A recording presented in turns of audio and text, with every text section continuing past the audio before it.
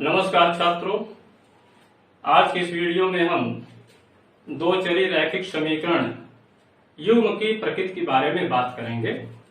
हमारे गणित में जितने भी दो चरी रैखिक समीकरण होते हैं, यदि हम उनमें दो दो समीकरणों का जोड़ा बनाएं अर्थात युग्म बनाएं, तो हमें देखने को मिलता है कि जो युग्म की प्रकृति होती है, समीकरण के जोड़े की जो प्रकृति होती है, हमारे सामने तीन प्रकार की आती है। अब वो प्रकृति क्या होती है आगे हम चर्चा करेंगे। अब ये दो चरी रैखिक समीकरण युग्म की जो प्रकृति होती है, ये इस बात पर निर्भर करती है कि जिन स्थितियों में या जिन स्थितियों के कारण दो चरी रैखिक समीकरण बने हैं, उन स्थितियों में क्या संबंध है। उन स्थितियों में संबंध के आधार पर ही दो चरी रैखिक समीकरण युग्म की प्रकृति निर्धारित होती है। तो हम प्रकृति की बात करने से पहले आइए दो चरी रैखिक समीकरण के हल पर चर्चा करते हैं। जैसा कि आप जानते हैं, दो चरी रैखिक समीकरण का मानक रूप क्या होता है? ax plus b y plus c बराबर 0। यहाँ शर्त है कि x और y का जो गुणांक है एक साथ शून्य नहीं होना चाहिए, अर्थात a और b में कम से कम एक अशून्य हो अर्थात शून्य ना। एक्चुअल में होता क्या है कि जो दो चरी रैखिक समीकरण होता है वो किसी न किसी स्थित सिचुएशन पर आधारित होता है और उसके आधार पर दो चरी रैखिक समीकरण का स्वरूप तय होता है। कक्षा 9th में आपने दो चरी रैखिक समीकरण का ग्राफीय निरूपण किया था। उस ग्राफीय निरूपण में देखा था कि दो चरी रैखिक समीकरण का जब हम ग्राफीय निरूपण करते हैं तो हमें एक सरल रेखा प्राप्त होती है और उस सरल रेखा पर स्थित प्रत्येक बिंदु इस समीकरण का एक हल होता है। इसका उल्टा भी है, इस दो चरी रैखिक समीकरण का के प्रत्येक हल के संगत या हलों का जो जोड़ा है x और y का मान मिला करके प्रत्येक हल के संगत हमें सरल रेखा पर एक बिंदु प्राप्त होता है। तो सरल रेखा पर कितने बिंदु होते हैं? अनंत बिंदु होते हैं। स्पष्ट है कि दो चरी रैखिक समीकरण के जो हल है अनंततः अनेक होंगे। अब यहाँ पर जब कोई व्यवहारिक हम समस्या लेते हैं तो उसको हम दो तरीके से निरूपित करते हैं। एक पहला तरीका है बीज गणितीय निरूपण और दूसरा होता है ज्यामितीय या इसी को हम कहते हैं ग्राफीय निरूपण। लेकिन इसमें ये महत्वपूर्ण होता है बीज गणितीय निरूपण। व्यवहारिक समस्या को सबसे पहले हम ट्रांसलेट करते हैं, उसका अनुवाद करते हैं बीज गणितीय रूप में, तत्पश्चात हम उसका ज्यामितीय या ग्राफीय निरूपण करते हैं। आइए एक हम व्यवहारिक समस्या लेते हैं। जैसे मान लीजिए स्कूल का एक कार्यक्रम है जिसमें यह कहा गया कि इसमें 10 विद्यार्थी भाग लेंगे। कितने विद्यार्थी? 10 विद्यार्थी भाग लेंगे। तो बताइए कि इसमें लड़के और लड़कियों की संख्या क्या है। एक बार और सुन लीजिए, सिचुएशन क्या है। स्कूल का एक कार्यक्रम है, उस कार्यक्रम में 10 विद्यार्थियों को भाग लेना है और जब 10 विद्यार्थी भाग लेते हैं तो प्रश्न ये है कि बताइए कि उसमें कितने लड़के भाग लेंगे और कितनी लड़कियां भाग लेंगी। तो क्या इस प्रश्न का उत्तर एक होगा? जैसे मान लीजिए किसी से पूछेंगे भी, जब इसका हम गणितीय निरूपण करें, बीज गणित रूप में लिखें तो क्या होगा। मान लीजिए माना जो लड़के हैं उनकी संख्या कितनी है? x है और जो लड़कियां हैं उनकी संख्या कितनी है? y। यानी मान लिया जाए कि कितने लड़के भाग लेते हैं? x लड़के और कितनी लड़कियां भाग लेती हैं? y। अब चूंकि 10 लड़के तो भाग लेने हैं तो लड़कों और लड़कियों की संख्या मिला के कितना होगा, यानी x धन y बराबर कितना होगा? 10। अब इसमें ये हमारा जो व्यवहारिक समस्या है इसको हमने बदल दिया किसमें? गणितीय रूप में। अब प्रश्न ये है कि कितने लड़के और लड़कियों ने भाग लिया। तो इसका आंसर एक नहीं होगा। जैसा कि आप जानते हैं एक अकेला दो चरी रैखिक समीकरण कितने हल होते हैं? अनंततः अनेक हल होते हैं। तो जाहिर है इसका जो जवाब होगा, इसका जो उत्तर होगा वो भी एक नहीं होगा, एक से अधिक होगा। किसी से पूछिए भाई लड़के लड़कियों की संख्या टोटल कितनी है? 10 है। तो यहाँ पर इसका एक आंसर नहीं बताएगा। मान लीजिए x और y है, तो हो सकता है 10 के 10 लड़के हों, लड़कियां एक भी हो। 0 चूंकि विद्यार्थी शब्द आया था। मान लीजिए यहाँ पर यदि 9 लड़के भाग लेते हैं तो एक लड़की भाग लेगी, 9 1 10। यदि 8 लड़के भाग ले तो 2 लड़कियां होंगी। यदि 7 लड़के होंगे 3 लड़कियां होंगी। 6 लड़के होंगे तो यहाँ पर 4 लड़कियां होंगी। इसी तरह से यदि 5 हैं तो 5 होंगी। तो कुल मिलाकर के यहाँ पर देखा जाए, यहाँ पर इस प्रश्न का जो जवाब है वो एक नहीं होगा, बल्कि कई जवाब हमारे सामने आएंगे। और जितने भी हल हैं सब इस समीकरण को क्या करते हैं, संतुष्ट करते हैं। अब यहाँ पर x और y चूंकि लड़के और लड़कियों की संख्या है, इसलिए लड़कों लड़कियों की संख्या यहाँ आपको ऋणात्मक नहीं दिख रहा है। यदि यहाँ पर x और y लड़कों और लड़कियों को व्यक्त न करें बल्कि कोई अन्य राशियां हों, तो यहाँ पर x और y के मान धनात्मक भी होंगे, ऋणात्मक भी होंगे। और इस प्रकार से इसके हल आपको कितने मिलेंगे, अनंतः अनेक हल मिलेंगे।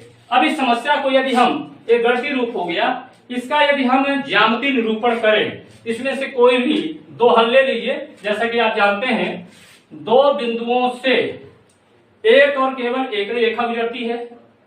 इसका मतलब है किसी रेखा को निरूपित करने के लिए हमें कितने हलों की जरूरत पड़ेगी, कम से कम 2 हलों की जरूरत पड़ेगी। तो 2 हल हम ले लेते हैं यहाँ पर। तो कौन कौन सा हल ले ले, मान लीजिए हम ले लेते हैं 5 5।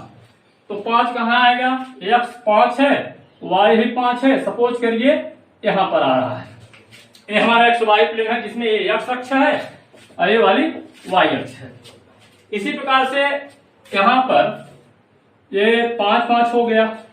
और इस हल को ले ले, मान लीजिए x बराबर 7 ले ले और y का मान ले ले 3। तो x बराबर 7 और y का मान ले ले 3, तो कहाँ मिलेगा आपको 7। तो ये यहाँ पर आ जाएगा, इसको मैं यहाँ लिख लेता हूँ। 5 5 निर्देशांक 3 है और ये 7 है, तो यहाँ पर मिलेगा। ये हो जाएगा 3 और 7 और 3। अब यहाँ पर 2 बिंदु मिल गए हैं। अब दोनों को मिलाते हुए एक रेखा खींच दें, तो ये जो रेखा आपको मिलेगी, इस प्रकार से रेखा मिलेगी। रेखा की लंबाई अनंत होती है, तो मान चलिएगा कि रेखा की लंबाई क्या है, अनंत है, असीमित है, क्योंकि रेखा में कोई भी अंत बिंदु नहीं होता है। इस प्रकार से ये जब जो हमारी व्यवहारिक समस्या थी उसको जब इस तरह से हमने निरूपित किया, तो हम कहते हैं कौन सा निरूपण है, ये ज्यामितीय निरूपण या इसी को ग्राफिक निरूपण भी कहते हैं। ये वाला कौन सा निरूपण है, ये है बीजगणितीय निरूपण। अब हम 2 चरी रैखिक समीकरण युग्म की प्रकृति के बारे में चर्चा करते हैं। तो आइए हम कुछ व्यवहारिक समस्याएं लेते हैं। मान लीजिए सोनू, पहले तो मैं आपको बता दूं 2 चरी रैखिक समीकरण युग्म का जो मानक रूप होता है वो इस तरह से होता है, a1x plus b1y plus c1 बराबर 0 और a2x plus b2y plus c2 बराबर 0। जहां शर्त होती है a1 square plus b1 square not equal to 0 और यहाँ a2 square plus b2 square not equal to 0। अर्थात प्रत्येक समीकरण के x और y के दोनों गुणांक एक साथ शून्य नहीं होने चाहिए। अब हम व्यवहारिक समस्या लेते हैं। मान लीजिए कि मोनू और सोनू नाम के 2 बच्चे हैं और ये दोनों लड़के एक दुकान में जाते हैं और पेंसिल और रबड़ खरीदते हैं। तो मान लीजिए यहाँ पर जो मोनू है वो 2 पेंसिल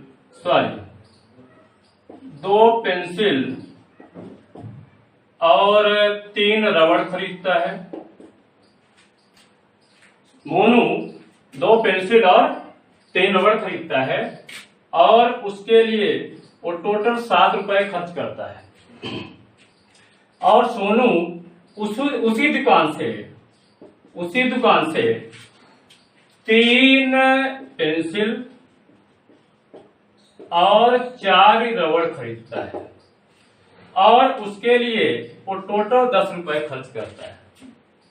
प्रॉब्लम एक है, स्थितियां 2 है। मोनू और सोनू एक ही दुकान में जाते हैं। मोनू जो है उस दुकान से 2 पेंसिल और 3 रबड़ खरीदता है और उसके लिए वो 7 रुपए खर्च करता है। सोनू भी उसी दुकान से उसी पेंसिल को और उसी रबड़ को खरीदता है और उसके लिए 10 रुपए खर्च करता है। तो ये हमारी व्यवहारिक समस्या है। तो प्रश्न ए है कि एक पेंसिल और एक रबड़ की कीमत क्या होगी। एक पेंसिल और एक रबड़ की कीमत क्या होगी, ये हमारी समस्या है। अब इस समस्या का समाधान करना है तो पहले जो ये व्यवहारिक समस्या है इसे हमें गणितीय समस्या के रूप में अनुवाद करना होगा। तो यहाँ पर क्या करते हैं कि जो चीजें हमें नहीं मालूम है अर्थात पूछ रहा है समस्या में, उसको हम कुछ संकेत दे देते हैं। मान लीजिए कि जो एक पेंसिल है उस पेंसिल की जो कीमत है सपोज कीजिए x रुपए है और एक रबड़ है उस रबड़ की जो कीमत है मान लीजिए y रुपए है। यदि हम मोनू के लिए बात करें तो कितने पेंसिल खरीदता है, 2 पेंसिल और 3 रबड़। एक पेंसिल की कीमत है x रुपए तो 2 पेंसिल की कीमत कितनी हो जाएगी 2x और 3 रबड़ की कीमत कितनी हो जाएगी यहाँ पर 3y। तो ये क्या बन जाएगा, दोनों जो पैसा खर्च करता है पेंसिल में 2x रुपए हुआ और रबड़ में कितना खर्च करता है 3y रुपए, लेकिन टोटल पैसा कितना खर्च कर रहा है 7 रुपए। 2x धन 3y बराबर हो गया 7। ये पहला गणितीय निरूपण हो गया व्यवहारिक समस्या का। यदि हम सोनू की तरफ जाएं तो सोनू 3 पेंसिल खरीदता है और 4 रबड़ खरीदता है, लेकिन ध्यान रखिएगा पेंसिल वही है जो मोनू खरीद रहा है, रबड़ वही है जो मोनू खरीद रहा है।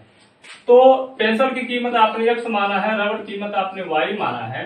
तो चूंकि ये 3 पेंसिल खरीदता है तो पेंसिल के में कितना पैसा खर्च करेगा 3x रुपए, और रबड़ में कितना खर्च करेगा, एक रबड़ की कीमत है y रुपए तो 4 रबड़ की कीमत हो जाएगी 4y और टोटल जो पैसा खर्च करता है कितना खर्च करता है 10 रुपए। तो ये सोनू वाली स्थिति के लिए गणितीय निरूपण क्या बना 3x धन 4y बराबर 10। ये बन गया 3x धन 4y बराबर 10।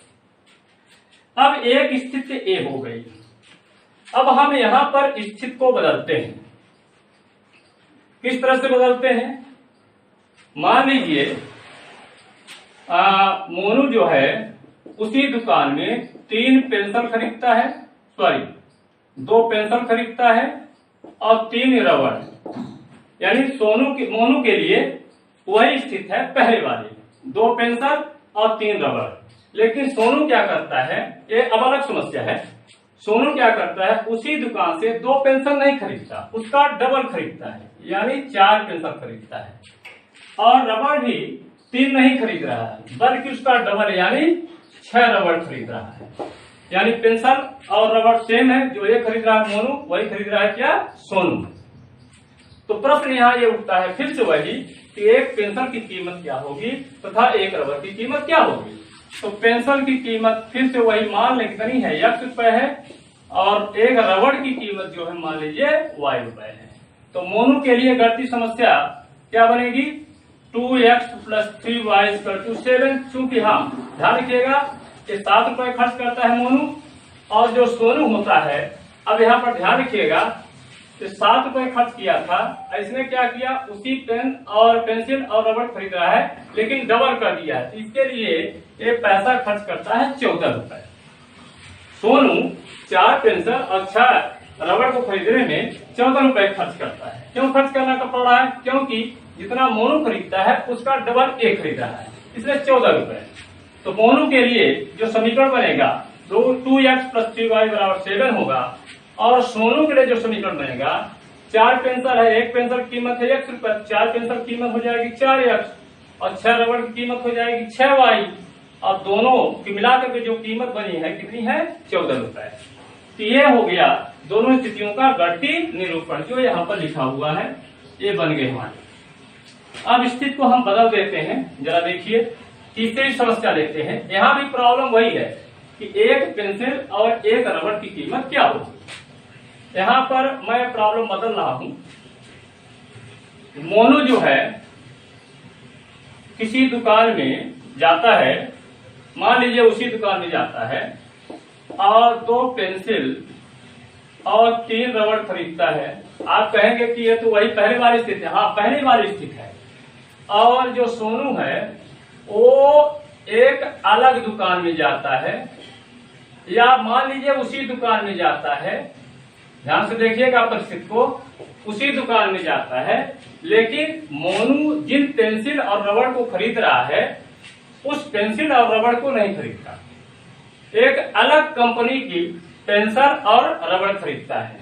और खरीदता कितना है, ये भी 2 पेंसिल ही खरीद रहा है और 3 रबड़ खरीद रहा है। लेकिन ध्यान रखिएगा, जो पेंसिल मोनू खरीदा है और रबड़, सोनू उन पेंसिल और रबड़ को नहीं खरीद रहा है, एक अलग कंपनी की पेंसिल और रबड़ खरीद रहा है। तो जो मोनू है 2 पेंसिल और 3 रबड़ के लिए पैसा खर्च कर रहा है, वो 7 रुपए खर्च कर रहा है।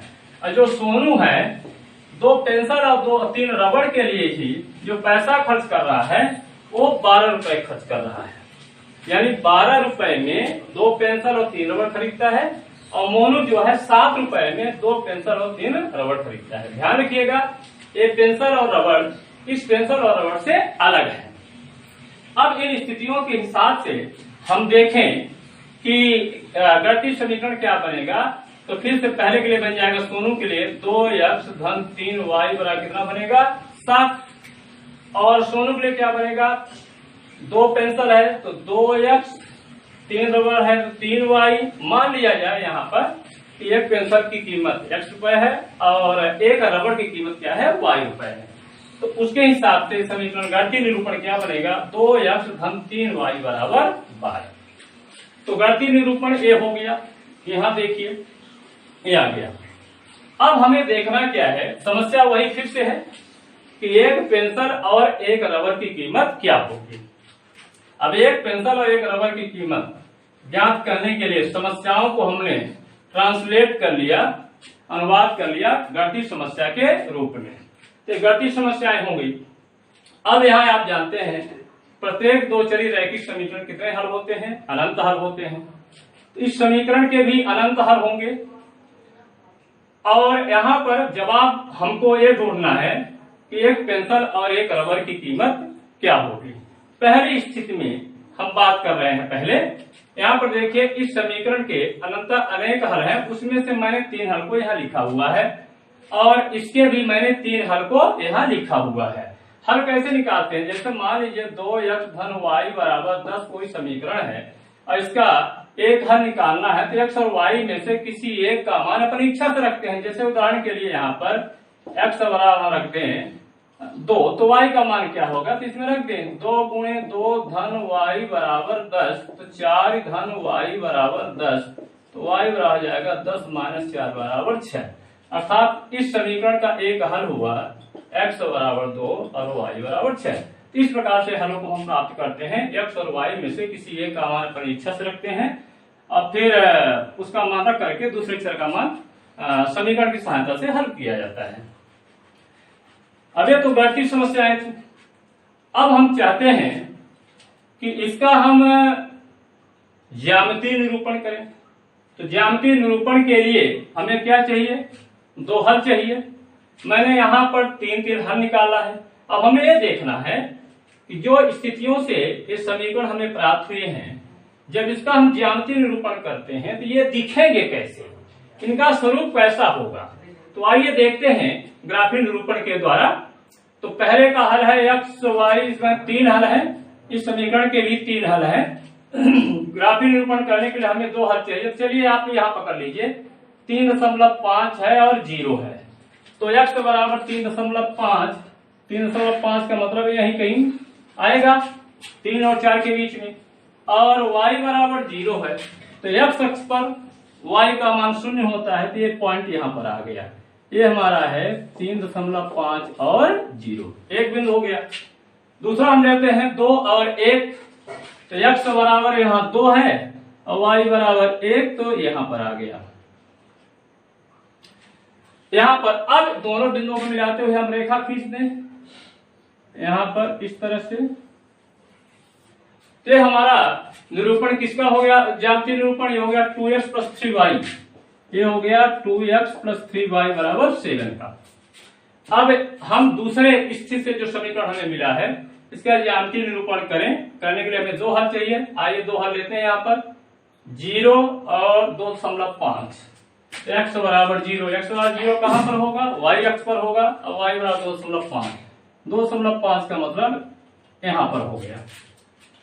और दूसरा है 2 और 1, यहां भी है, कॉमन है, जो इसमें है वही यहां भी है, 2 और 1, तो 2 और 1 जो है हमारा यहां मिला हुआ है, यहां पर ये 2 और 1 है, ये 2 1 है, यहां पर मिल गया हमको कितना 2.5, 0 और 2.5। अब इनको यदि हम लाइन खींचे, जरा देखिए यहां पर यदि हम खींचते हैं तो हमको इस तरह से मिलेगी। अर्थात ये जो ज्यामितीय निरूपण है किस समीकरण का है, 3x + 4y बराबर 10 का है। यहाँ पर जब ग्राफीय निरूपण किया हमने तो देखने में क्या लग रहा है कि ये जो रेखाएं प्राप्त हो रही हैं प्रत्येक समीकरण के संगत, ये एक दूसरे को प्रतिच्छेद कर रही हैं। और किस बिंदु पर प्रतिच्छेद कर रही हैं, 2 और 1 पर। यहाँ पर इस तरह से दिख रही हैं। यहाँ पर पहले स्थिति में जो रेखाएं हमें इस तरह से मिल रही हैं, इस तरह से, यानी एक दूसरे को प्रतिच्छेद करती हुई नजर आ रही हैं। अब हम दूसरी स्थिति को लेते हैं, तो दूसरी स्थिति में क्या होगा जरा देखें।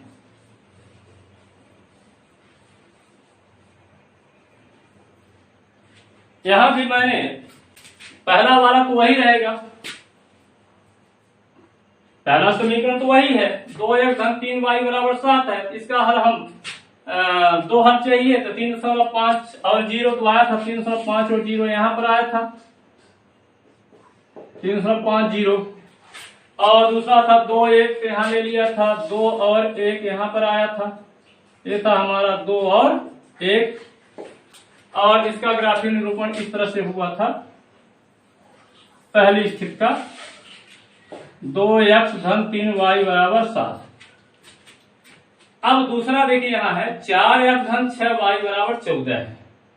इसका हल क्या होगा जरा देखिए आप, यहाँ 2x + 3y बराबर 7 है, यहाँ 4x + 6y बराबर 14 है। अब यहाँ पर इस समीकरण से आप ये समीकरण प्राप्त कर सकते हैं। कैसे, 2 का भाग दे दीजिए, तो 2 दूना 2 तिहाई 2 सत्ते 14। एक्चुअल में इन दोनों समीकरणों में गणितीय रूप से कोई अंतर नहीं है, यहाँ पर सिर्फ संख्या आपको अलग अलग दिख रही हैं। इस समीकरण से इस समीकरण को हम प्राप्त कर सकते हैं, इस समीकरण से इस समीकरण को प्राप्त कर सकते हैं। अब इनका ग्राफीय निरूपण क्या होगा, यहाँ पर क्या होगा कि इस समीकरण का जो हल होगा वही इस समीकरण का भी हल होगा, यानी जितने भी हल इसके होंगे वो पूरे हल इस समीकरण के भी होंगे। इसको हल करके देखा जा सकता है। यहाँ पे मैंने हल किया है 3.50 3.50, 2 1 तो 2 1, 0.52 तो 0.52। यहाँ पर इसका मतलब है कि यदि हम ग्राफ खींचेंगे इसके लिए, ये ग्राफ अलग नहीं होगा, ये इसी पर आएगा, ये इसी पर आएगा। इसका मतलब है यहाँ पर एक रेखा दूसरे रेखा के क्या हो गई, संपाती हो गई। 2 रेखाएं संपाती कहलाती हैं। इस प्रकार से यदि एक रेखा ये है दूसरी रेखा ये है, इस तरह से हो जाए तो इसको हम कहते हैं कैसी रेखाएं हैं, संपाती रेखाएं। तो यहाँ पर दोनों रेखाएं संपाती हो गई हैं, अर्थात दोनों रेखाओं का जितने भी बिंदु हैं सब एक दूसरे से संपाती हैं। यहाँ पर दोनों रेखाएं संपाती हैं, यानी हम ऐसा कह लें एक रेखा ये हो गई और इसी पर दूसरी रेखा, यहाँ पर इस तरह से हम दर्शा लें, यानी ये 2 रेखाएं एक साथ आ रही हैं। इस पर हम बात कर लें तीसरी स्थिति पर, तो 2x + 3y बराबर 7, वो तो यही रेखा बनेगी आपको, पहले वाली है। अब दूसरे वाली जरा देखिए, 2x + 3y बराबर 12 है। इसका भी हल हमने निकाला है, यहाँ पर कि हमने 4 हल निकाला है, तो कोई 2 हल ले लेते हैं। तो 6 जीरो, तो x बराबर यहां ले लेते हैं 6, ये हो जाएगा 6 जीरो, इसको यहां लिख लेते हैं 3.50 और 2.21। तो इस समीकरण का एक हल है 6 जीरो, दूसरा ले लें, कुछ भी ले लीजिए, 0 और 4 ले लें, तो यहां पर था 3, 0 और 4 ले लें तो x बराबर 0, तो y x पर आएगा, और y बराबर 4 है तो यहां पर आएगा, यहां पर। अब इन दोनों को मिलाते हुए रेखा खींच दे, तो दोनों को मिलाते हुए जब रेखा हम खींचेंगे इस तरह से मिल रहा है। जरा देखिए इनका ग्राफिक निरूपण इस तरह से दिख रहा है। यहाँ पर दो समानांतर रेखाएं प्राप्त हो रही हैं, एक दूसरे को प्रतिच्छेद नहीं कर रही हैं, तो इस स्थिति में ग्राफिक निरूपण आपका इस प्रकार से आ रहा है, अर्थात यहाँ पर दो समानांतर रेखाएं आपको प्राप्त हो रही हैं। ये ऐसा क्यों हो रहा है?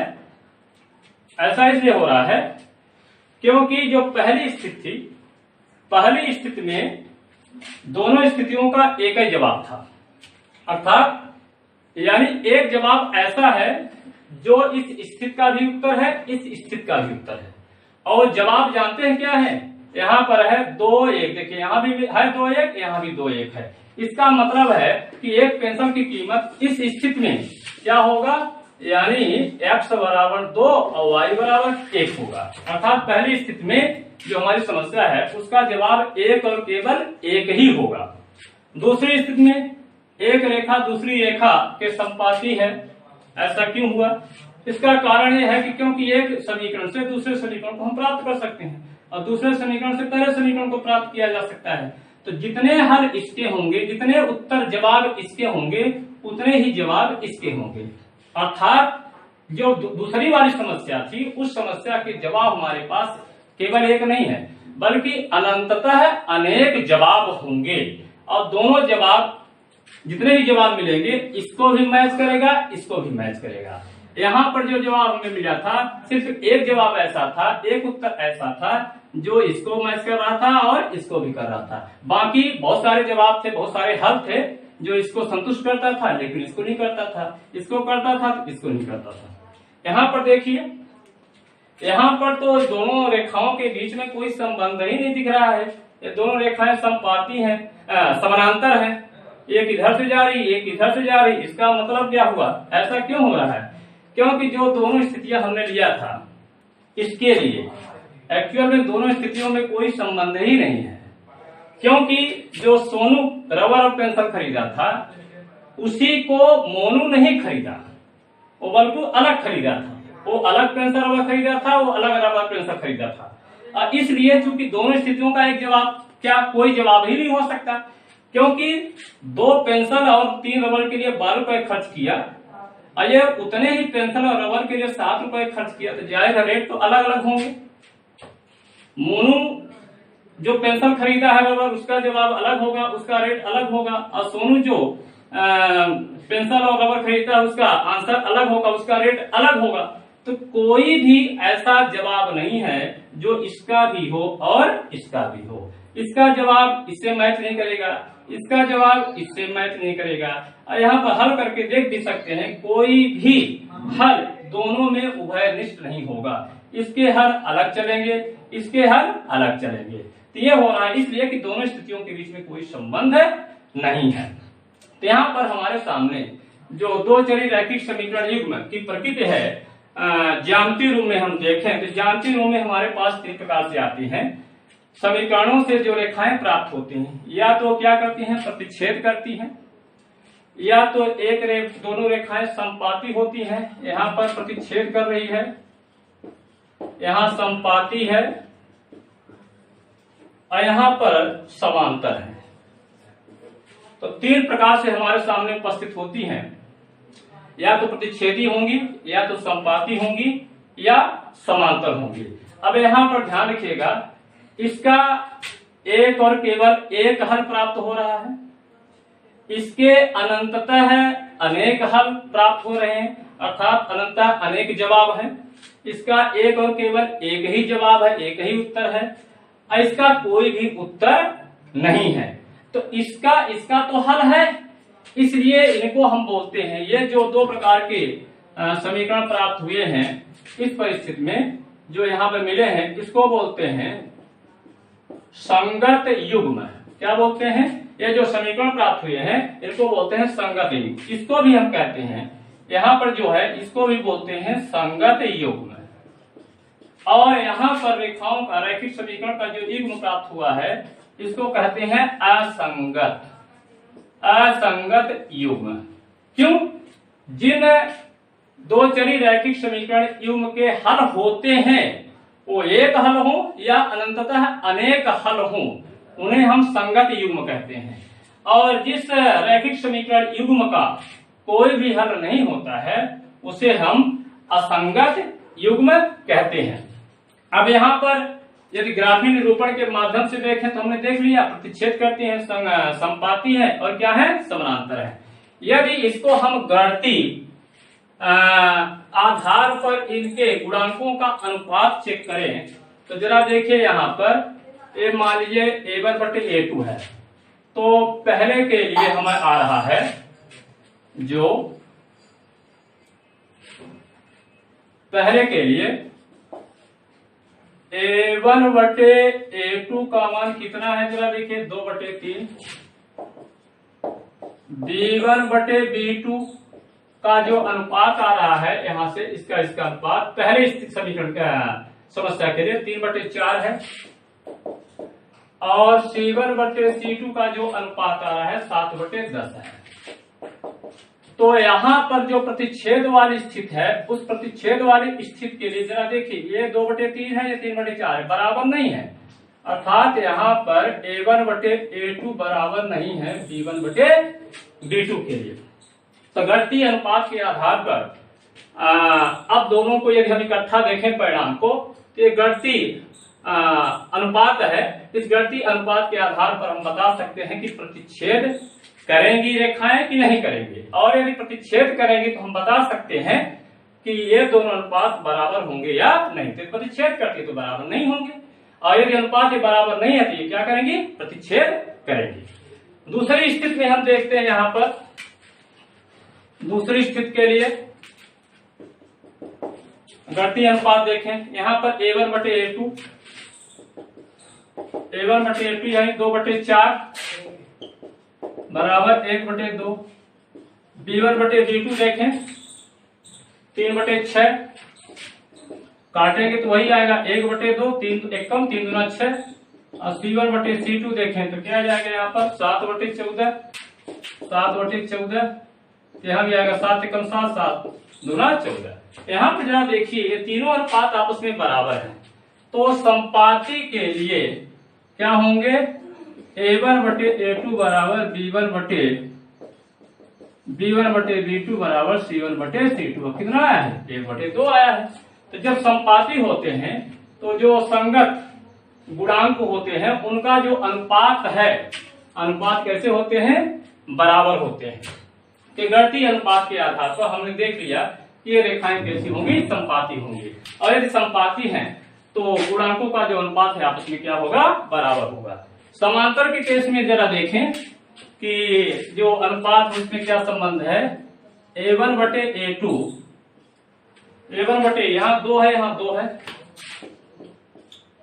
तो बराबर 1 आएगा। B1 बटे B2 को देखें तो यहाँ 3 बटे 3 बराबर 1 आएगा। और C1 बटे C2 देखें 7 बटे 12 है।